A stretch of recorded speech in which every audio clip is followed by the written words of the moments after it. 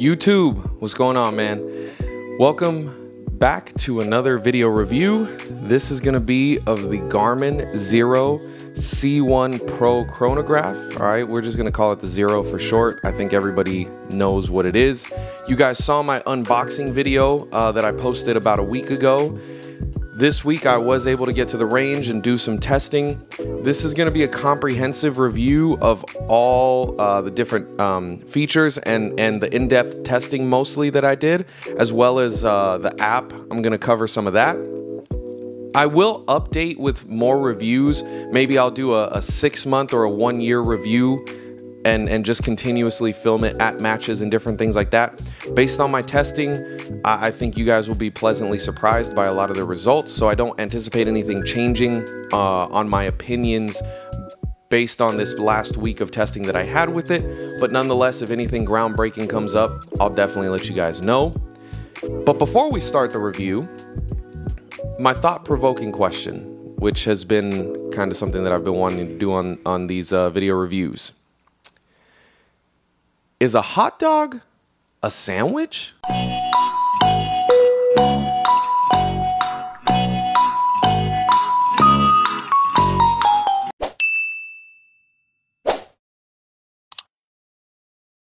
All right, you could drop your answers in the comments below.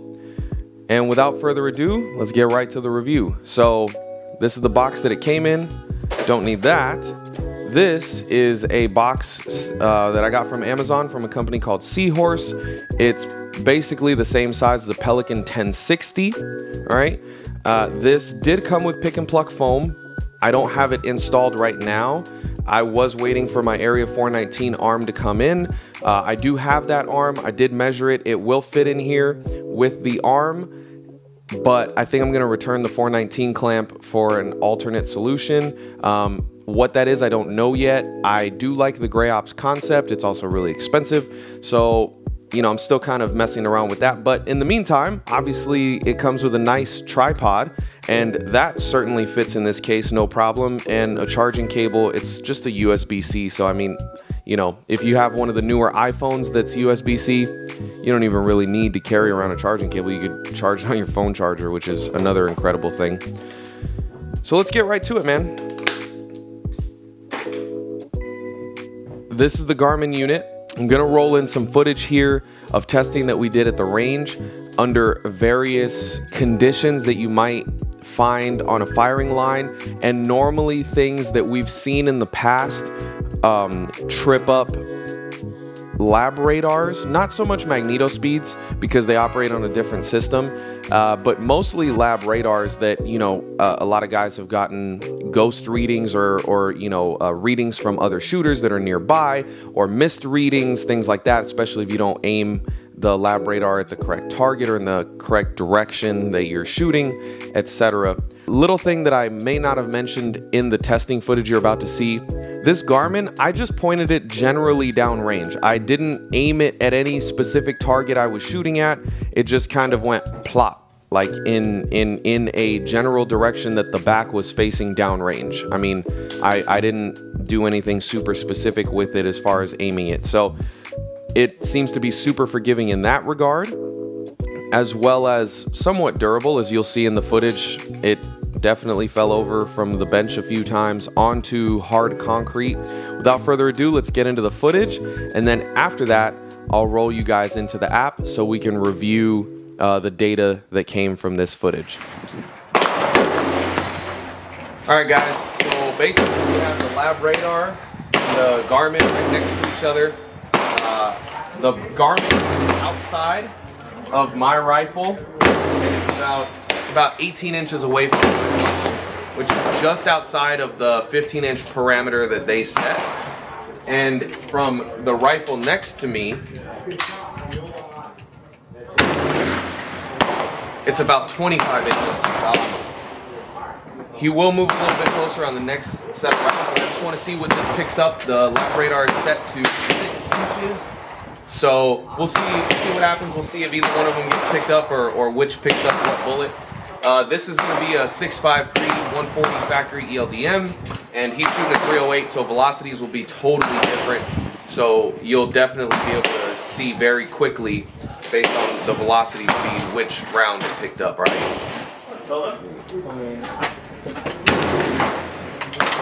Alright, sit. Alright.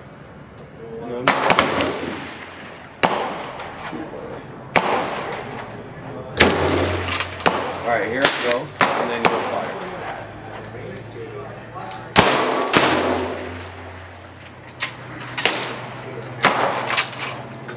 Did not pick up. Okay, so that first one, the Garmin and the LabRadar both picked up my shot, even though the Garmin is further than the 15 inches that the manufacturer sets. It picked up my bullet and it did not pick up his bullet. The speed is 2,700. Obviously, his 308 is not going to be doing 2,700. What bullets are you shooting out of that? Your weight actually 175. 175s. So you're not, yeah, that's not even close. What's your velocity? I think like 2650. So we should be looking at about 2650 for his velocity. Radar also confirms it was 2710. I mean, it's right there. All right, so test number 2 right here. We've moved his rifle, so now they're both 18 inches apart from the Garmin. The Garmin is still technically on the outside of the LabRadar, so it's really on the outside of, it's more on his side, but they're both 18 inches. This one, he's gonna delay his shot behind mine just a little bit later, so that on those crowded 0 lines at matches, you guys can see if it's gonna pick up a ghost reading or not. Once again, 6.5 Creed, 140 factory ELDMs, about 2,700. His is a 175 308, so about 2630, 2650 velocity. We'll see if it picks that up on this particular test.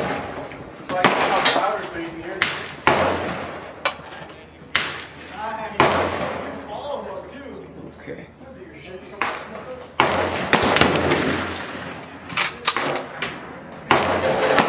All right, here we go. All right.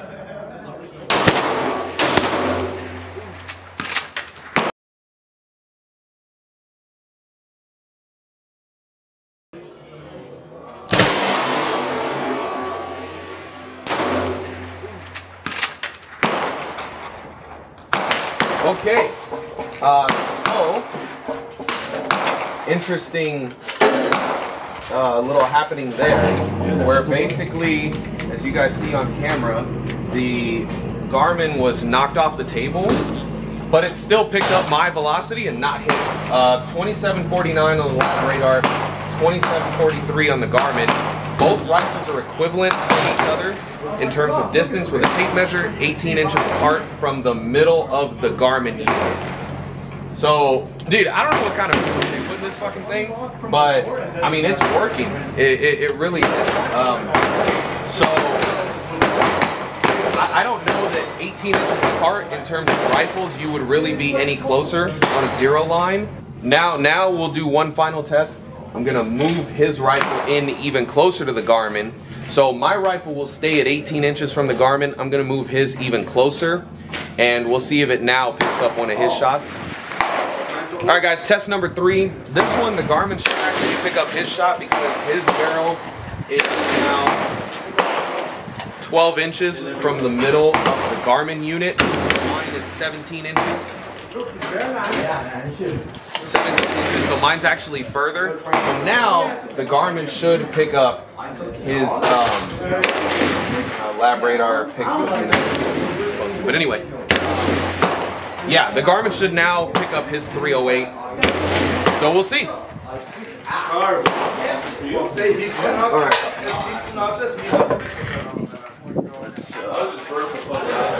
Oh, I bet.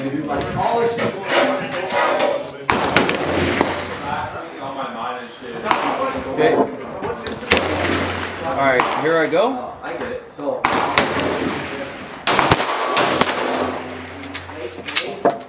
I was working on Redstone, and my wife.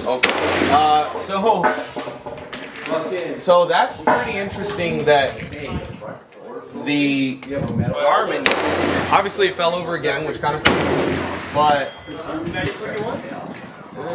yeah, but the body's a little scratched up and whatnot, so sick, all right? I'll be the first one to break a Garmin unit. Obviously, the muzzle blast is blasting off the table. He shot second. It picked up my shot and not his, even though he is closer and within that 15-inch parameter. Again, his rifle is 12 inches to the middle of the Garmin. Mine is 17 inches to the middle of the Garmin. It picked up mine 2770, as you can see. The LabRadar 2778. So obviously both devices picked up my gun. But even though he shot after me, it did not pick up his rifle. So, all right, guys. So next test, we took the LabRadar. We have the Garmin in the middle here. It is actually splitting the difference even between my rifle and his rifle. Both rifles are 13.5 inches apart from the middle of the Garmin. All right, and we're gonna see if we can get it to. I'm gonna shoot first, and then he's gonna shoot on a little bit longer delay, like maybe a 2 to 3 second delay after my shot to replicate again once you're on the firing line what it's going to be. All right. Let's see what we got. All right. Right under it. Horizontal.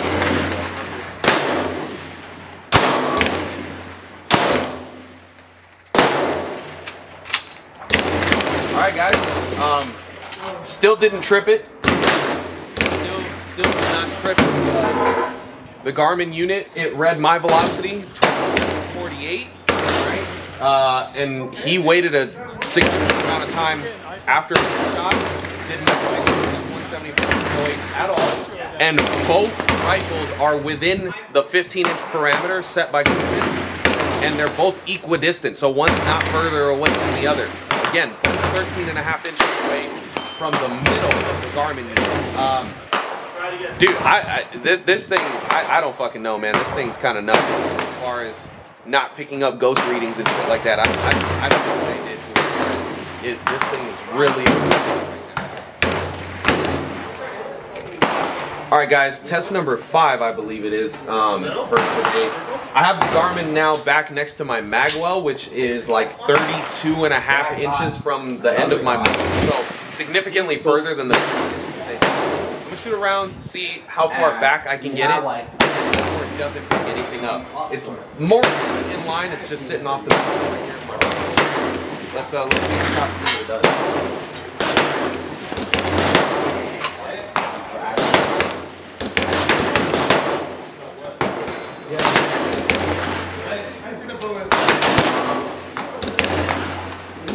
Okay, that read no problem. 7. So as you guys can see right there, no issues at all. Picking it up even 30 plus inches.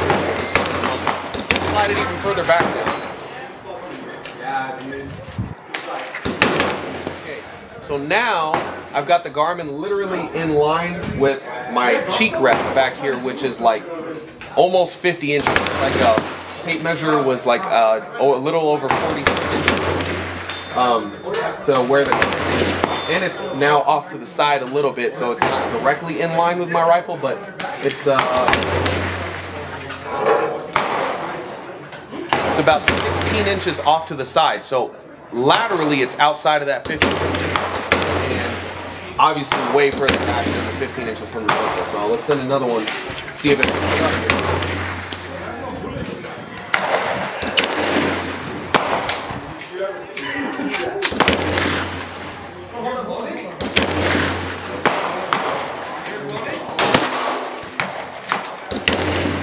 Still picked up 2741. Wow, almost 50 inches from behind. I mean, you could probably place this thing almost anywhere, and it'll become a reading. This is super impressive. All right, guys. Test 6. Now it is 37 inches right from my rifle. So that's way off to the side. Let's see if it picks it up. I'm the only shooter on this particular one. We'll see if it picks it up. What is yours? Oh, so good.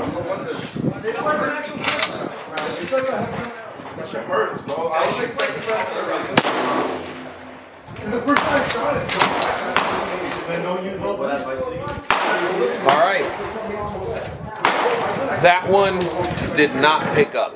So I think we finally found the limit of this thing. 37 odd inches to the right of my rifle. So, dude, yeah, this thing has been monster impressive. I don't see any reason why your photograph, Garmin specifically, would have to be that far off to the side of you, when now with a different mount, you can clamp it to your rifle. You can mount it to a diving board. Obviously, it comes with little tripods. You can put it next to you, and it's so small and compact. You could even fit it under your rifle on a little mini tripod too. It's really an impressive unit, man. Super impressive. Okay, so something super interesting. After that last test, when it didn't pick up my shot, again, 140 ELDM factory ammo, 6.5 Creed. My rifle is about 37 inches away from Garmin. My buddy Alex over here, who's shooting the 175 308, took a shot, and it actually picked up, even though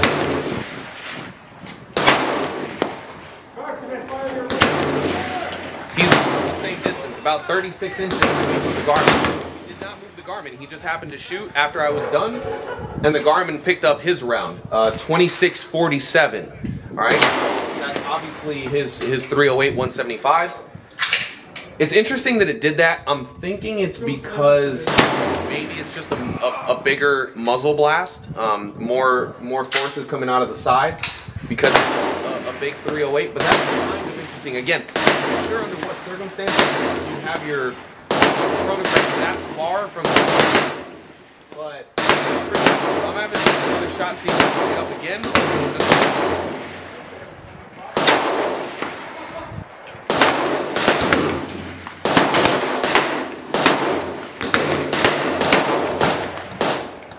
Okay, and it did pick up that one, 2647 again. So first of all, my buddy Alex has some pretty good hand loads there, I think, for a fucking 308. But it did pick up that one, so that's pretty interesting. It is a little bit of a shorter barrel 308 as well. 24? A 24-inch 308. So that's kind of interesting. I don't know that really impacts the testing a lot, though, other than the fact that, you know, if you're shooting a bigger round, it'll pick it up in a further way. But again, the idea with chronographs is you want to get as close to you as possible. So just a little interesting side note, but again, I want to be fully transparent on all the testing that we're doing with this unit, all right? All right, guys, there you have it. So pretty, at least in my mind, convincing results. If there's any further testing you guys want me to do, leave it in the comments below and I'll try to squeeze it in. But to be honest, I think that more or less sums up, you know, all the questions and concerns that people that I talked to had, at least immediately right off the bat anyway, which was, is it going to be as sensitive as a lab radar? That lab radar was set to the 6-inch parameter with no recoil trigger. Now, obviously, a recoil trigger on a lab radar makes a little bit of a difference, but I wanted it to be as apples to apples as possible. So, you know, just going off of basically out of the box. And yeah, man, this thing has been super impressive. So let's take you into the app now, and I'm gonna pair this thing up with this particular iPad here, and that way you guys can see the whole process. All right, let me bring you guys in. All right, guys, so here's the Garmin unit and here's the Garmin app. As you can see, it's called ShotView.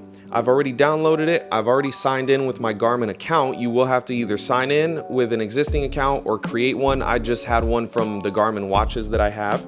So we're gonna pair this to my device. I'm pairing it on an iPad. So let's power on the unit. Super quick. We're gonna go to settings. We're gonna go down to connectivity. We're gonna go to pair phone. Now, it doesn't have to be, like I said, I'm doing an iPad, but that's the nomenclature they use. It should say paired device, but whatever. So we're gonna hit that. I'm gonna hit add device on the app. I'm gonna hit add device. Already quick, super quick, found it. Hit connect it. Make sure the pin numbers match up. Hit pair. And done. That's it. Super quick, super fast, super simple, pretty much dummy proof. So that's how you pair it. No issues at all.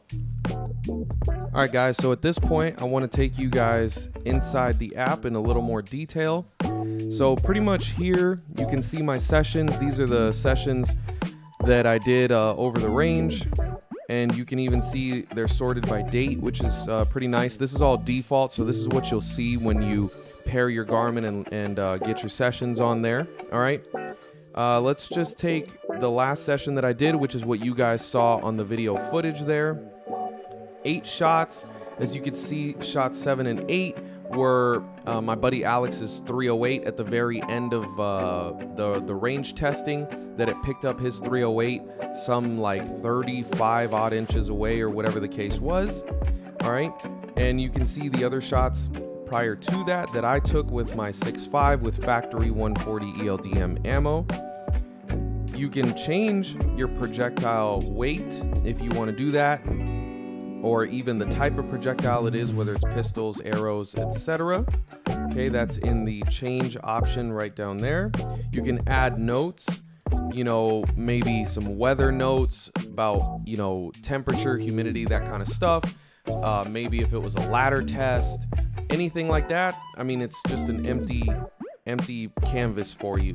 You can go to edit shots up here, and you can remove shots if you get something that just looks totally off. If you somehow do pick up a ghost shot, which again, if you watch the full testing video up to this point, I couldn't really get one, but just in case, or if you want to be the cool guy that deletes all your bad ones so you get an SD of 0 to post it on the gram, there it is. If you hit the 3 dots in the top corner, that will allow you to rename the session. So I can rename that to, let's just say I want to rename it 6.5 test. Done. All right. You can see now at the top it is renamed that. It still keeps the date and the time that the shots were recorded. If you hit the 3 dots again, you'll see export as CSV.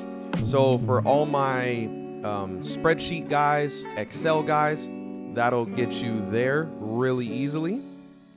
And that's about it, man. All right, guys. So that's pretty much all of the Garmin, at least for now. And I hope you guys enjoyed this review. I do apologize for the audio at the range. It was pretty tough. Public ranges are always tough on audio, man. But I had to include the footage. I wanted to give my raw reaction, so that's why I didn't do like a voiceover or anything like that on that. Because I wanted you guys to see just how impressed I was in that moment. So obviously this thing is staying with me. If you saw the full range clip, this did take 2 tumbles off of the benches, which are, I don't know, 3 feet high, something like that, straight onto the concrete. There was no shooting mat under us or anything like that. And it's still working just fine. So obviously there is some pretty decent durability there as well. If you guys have any questions, comments, concerns, or anything else that you guys would like me to take a look at with this unit, please drop it in the comments below, and I'll do my best, like I said. Other than that, I appreciate you guys. Thank you for watching, and I'll see you in the next one. Stay safe, stay shooting.